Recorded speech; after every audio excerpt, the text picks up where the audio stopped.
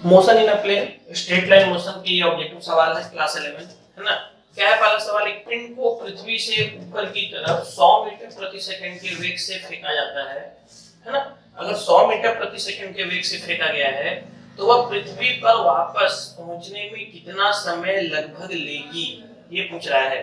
देखो बड़ा आसान सवाल, ऐसे सवाल आपको क्लास में बताए गए हैं। अगर किसी बॉल को अगर हम 100 मीटर पर सेकंड से ऊपर की तरफ फेंकते हैं, कहां से 100 मीटर पर सेकंड से ऊपर की तरफ फेंकते हैं तो क्या होने वाला है बताइए, ध्यान से सुनिएगा। अगर हम 100 मीटर पर सेकंड से ऊपर की तरफ फेंकते हैं तो बॉल तो ऊपर जाएगी 100 मीटर पर सेकंड से, ध्यान से सुनिएगा। लेकिन त्वरण जो है नीचे की तरफ काम कर रहा है 10 मीटर पर सेकंड स्क्वायर, आपको ही पता है। तो पर सेकंड स्पीड 10 घटेगी।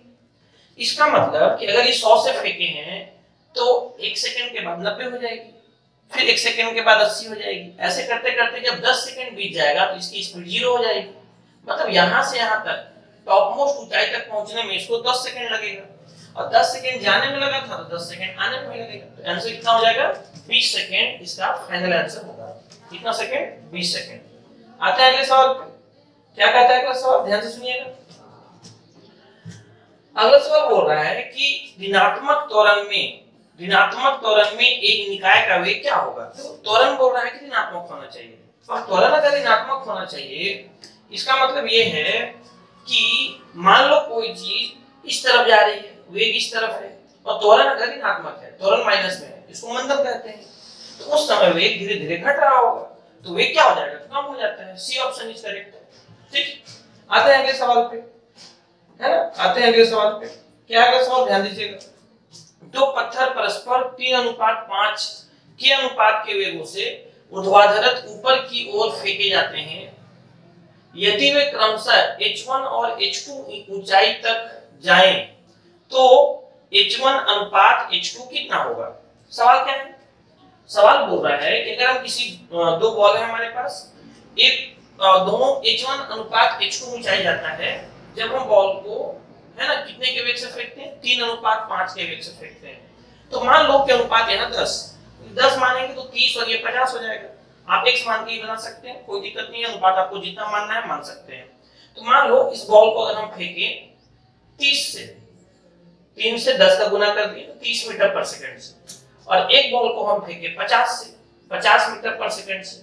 ठीक, ये जो हाइट चली है इस हाइट को बोल रहे हैं h1 और इस हाइट को बोल रहे हैं h2। तो पूछ रहा है कि h1 अनुपात h2 कितना होगा। आपको भी पता है कि जब किसी भी बॉल को ऊपर की तरफ फेंकते हैं तो पृथ्वी का त्वरण नीचे काम करता है 10 मीटर पर सेकंड स्क्वायर। इसका मतलब कि प्रति सेकंड इसका वेग 10 घटेगा, तो 3 सेकंड में इसका वेग 0 हो जाएगा। मतलब ये टॉप मोस्ट ऊंचाई तक पहुंचने में 3 सेकंड का समय लगाएगी, और 3 सेकंड में इसका वेग यहाँ पर 0 हो जाना है।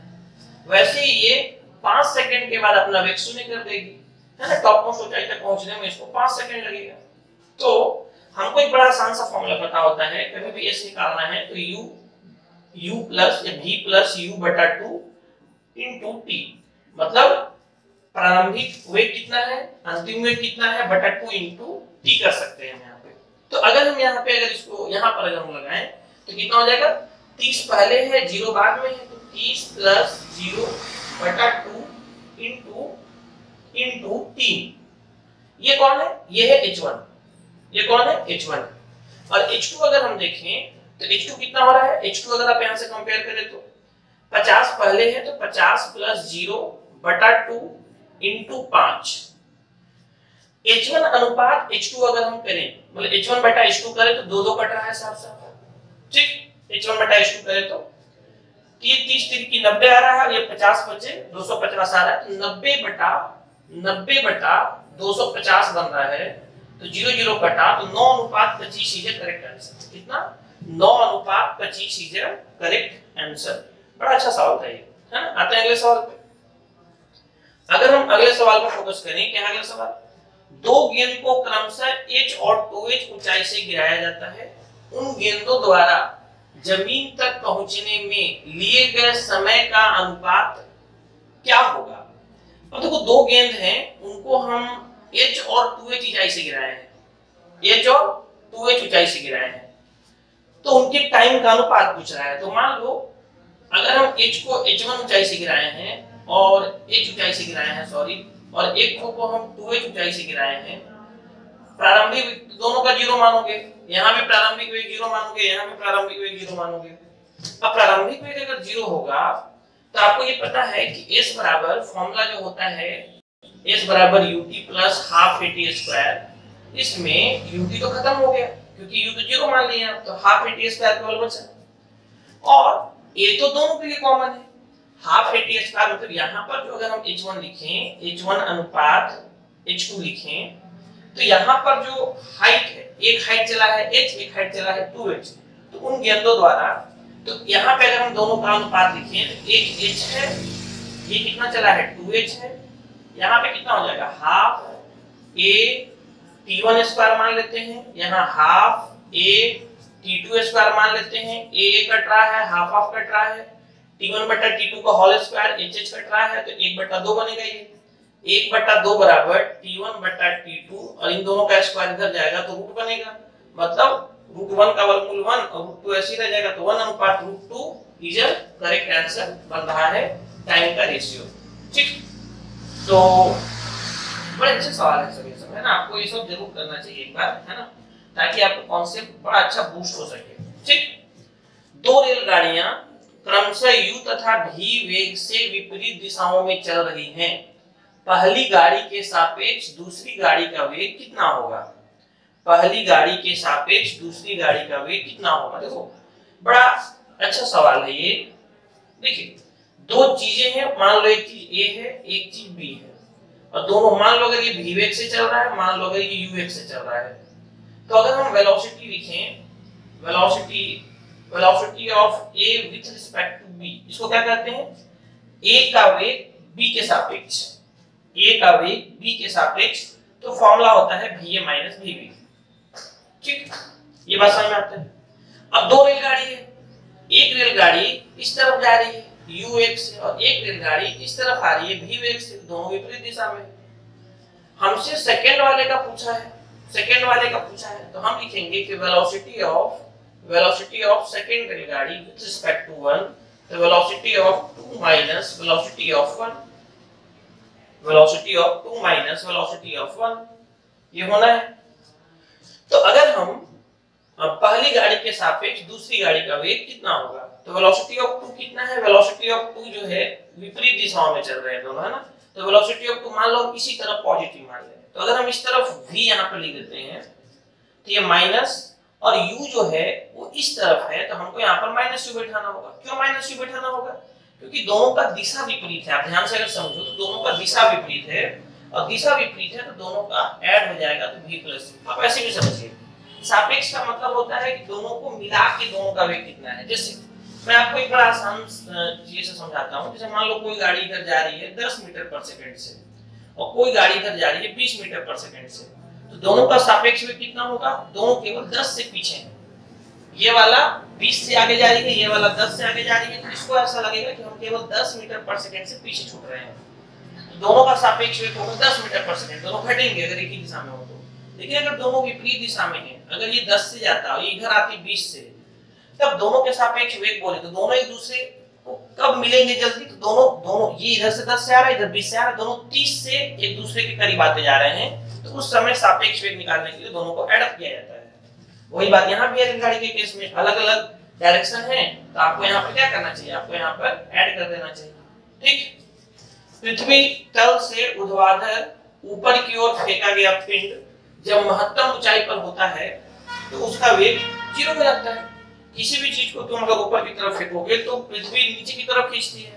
अब अगर वो ऊपर की तरफ जा रहा है तो धीरे धीरे उसका वेग घटेगा, घटते घटते घटते घटते जब वो अधिकतम ऊंचाई पर पहुंचेगा तो 0 हो जाएगा वेग, अब उसके ऊपर वो नहीं जा सकता है, तो वेग क्या हो जाएगा? 0 हो जाएगा। D option is correct. सातवां सवाल पे एक कण का प्रारंभिक वेग 10 मीटर पर सेकंड है और मंदन दिया 2 मीटर पर सेकंड स्क्वायर, गलत लिख दिया, यहाँ पे स्क्वायर होगा। कण द्वारा 5वें सेकंड में चली गई दूरी कितनी होगी? 5वें सेकंड में चली गई दूरी पूछ रहा है, और 10 मीटर पर सेकंड का उसका प्रारंभिक वेग है। ध्यान से सुनो, कण का वेग है 10 मीटर पर सेकंड प्रारंभिक वेग, ये दिया है u, ठीक, और त्वरण जो है वो इस तरफ दिया है कितना 2 मीटर पर सेकेंड स्क्वायर। पहली बात समझो, तो हमसे पूछा कि 5वें सेकेंड में, 5वें सेकेंड मतलब चौथे से 5वें सेकेंड के बीच में अगर हम बात करें तो पहले तुम ये समझो कि 4 सेकेंड पर कितना होगा, 4 सेकेंड पर निकाल लो, और 5 सेकेंड पर 5वें सेकेंड पर निकाल लो। 4 सेकेंड पर उसका वेग कितना होगा और 5 सेकेंड पर वेग कितना होगा। तो अगर इसका स्पीड 10 है और प्रति सेकेंड इसका स्पीड 2 घट रहा है, क्योंकि मंदन है, पीछे की तरफ है, डीएक्सेलरेट हो रहा है, तो इस समय इसका वेग घट रहा होगा। तो 4 सेकेंड के बाद इसका वेग घट के प्रति सेकेंड 2 घट रहा है, तो 4 सेकेंड के बाद इसका वेग घट के हो गया होगा कितना, वेग घट के हो गया होगा 2। अब 5 सेकेंड के बाद इसका वेग घट के हो गया होगा 0, तो इसको हम मान लेते हैं u, तो इसको हम मान लेते हैं v, 0 मीटर पर सेकेंड। टाइम कितना लगा दोनों के बीच में, 1 सेकेंड, 1 सेकेंड। तो कितना दोनों चले इस निकालना कौन बड़ी बात है, u plus v by 2 into t, ये तो फॉर्मूला होता है। तो यहाँ से अगर हम वैल्यू पुट कर दें, यहाँ से वैल्यू बैठा दें, तो u का मान कितना बैठा दीजिएगा, u का मान बैठा दीजिए 2, तो 2 प्लस 0 बटा 2 इंटू t का मान 1 ही है, तो 2 बटा 2 1 मीटर चला है। कितना चला है, 1 मीटर, 1 मीटर चलेगा चौथे और 5वें सेकंड के बीच में, मतलब 5वें सेकंड में। ठीक, आगे बात करें। एक गतिमान वस्तु द्वारा तय की गई दूरी समय के वर्ग के अनुक्रमानुपाती होती है। देखो दो चीजें हैं, कभी भी अगर आपसे पूछे सवाल में कि s जो है वो t के समानुपाती है और s जो है वो t के t के वर्ग के समानुपाती है, तो अगर ऐसा लिखा हुआ है इसका मतलब हम जानते हैं कि s बराबर ut plus half at square, और s केवल t के समानुपाती है, इसका मतलब s बराबर ut ही रहा होगा। ये खत्म हो गया होगा, ये तभी खत्म हो सकता है जब a 0 हो। तो ध्यान रखिएगा कि s समानुपाती कभी भी अगर t लिखे, s समानुपाती कभी भी अगर t लिखे, इसका ये मतलब होता है कि वहां पर त्वरण शून्य है, एक समान वेग से वो चल रहा है। लेकिन अगर s समानुपाती t स्क्वायर लिखे, इसका मतलब कि s बराबर ut तो है ही, साथ में हाफ at स्क्वायर भी है, इसका मतलब एक समान त्वरण है वहां पर। क्योंकि ये फॉर्मूले हमेशा एक समान त्वरण के लिए लगते हैं, v बराबर u प्लस at बराबर ut plus half at square. तो ये बोला है कि दूरी जो है वो समय के वर्ग के व्युत्क्रमानुपाती है। तो ये बोला है कि दूरी जो है वो समय के वर्ग के व्युत्क्रमानुपाती है। इसका मतलब कि s बराबर ut plus half at square दोनों आएगा, और वेग आपका नियत होने वाला है। वेग क्या होने वाला है, त्वरण नियत होने वाला है, क्योंकि a आएगा यहाँ पर, है ना, a आएगा, त्वरण नियत होगा, ध्यान रखिएगा, है ना। अगले सवाल पे आए हम लोग, क्या कहता है अगला सवाल। अगला सवाल समझिएगा, एक गेंद को 80 मीटर, पढ़िए पहले सवाल पढ़िए, एक गेंद को 80 मीटर की ऊंचाई से गिराया जाता है, चौथे सेकंड में इसके द्वारा तय की गई दूरी कितनी होगी। कितने सेकंड में, चौथे सेकंड में इसके द्वारा तय की गई दूरी के बारे में पूछा है। तो एक बात बताओ तुम, अगर वो चौथे सेकंड में इसके द्वारा तय की गई दूरी पूछा है तो बड़ा आसानी से हम निकाल सकते हैं।